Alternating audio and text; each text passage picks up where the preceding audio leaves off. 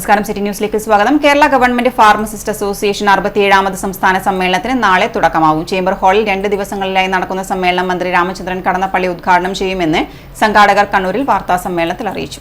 Kerala government pharmacist അസോസിയേഷന്റെ 67ാമത് സംസ്ഥാന സമ്മേളനം നാളെയും മറ്റന്നാളുമായിട്ട് മെയ് 9, 10 തീയതികളിൽ കണ്ണൂർ ചേംബേഴ്സ് ഹാളിൽ വെച്ച് നടത്തപ്പെടുകയാണ്.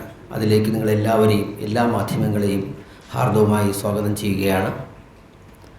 കേരള ഗവൺമെൻറ് ഫാർമസിസ്റ്റ് അസോസിയേഷനെ കുറിച്ച് പറയുകയാണെങ്കിൽ 67 വർഷമായിട്ട് ഒരു രാഷ്ട്രീയ ചേരിയിലും തിരിയാതെ കേരളത്തിലെ ആരോഗ്യരംഗത്ത്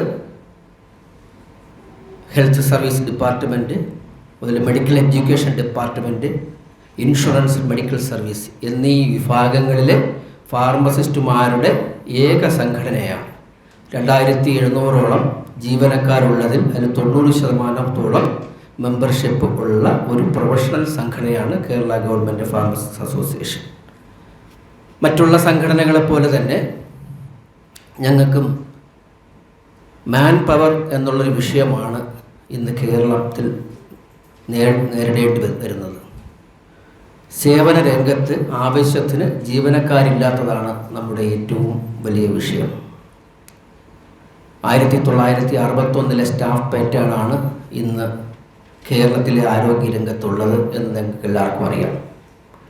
61 സ്റ്റാഫ് പാറ്റേൺ അനുസരിച്ചാണെങ്കിൽ പോലും ഇന്ന് നിലവിലുള്ളതിൻ്റെ 3 ഇരട്ടി ജീവനക്കാരുണ്ടെങ്കിൽ മാത്രമേ ഇത് മുന്നോട്ട് കൊണ്ടുപോകാൻ സാധിക്കുകയുള്ളൂ എന്നുള്ളതാണ് നമ്മുടെ ഏറ്റവും വലിയ വിഷയം.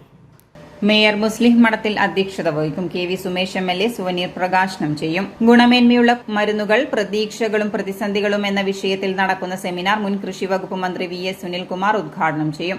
ഉച്ചയ്ക്ക് നടക്കുന്ന പ്രതിനിധി സമ്മേളനം വനംവകുപ്പ് മന്ത്രി AK ശശീന്ദ്രൻ ഉദ്ഘാടനം ചെയ്യും. ജില്ലാ പഞ്ചായത്ത് പ്രസിഡന്റ് KK രത്നകുമാരി മുഖ്യ അതിഥിയാവും. വൈകിട്ട് 4 നഗരത്തിൽ ഫാർമ റാലിയും നടക്കും. കൂടുതൽ ഫലപ്രദമായ പേവിഷബാധ വാക്സിൻ വികസിപ്പിക്കാൻ നടപടി വേണം, ആവശ്യമായ തസ്തികകൾ അനുവദിക്കണം, സ്റ്റാഫ് പാറ്റേൺ പരിഷ്കരിക്കണം എന്നിവ സമ്മേളനത്തിൽ ചർച്ച ചെയ്യും.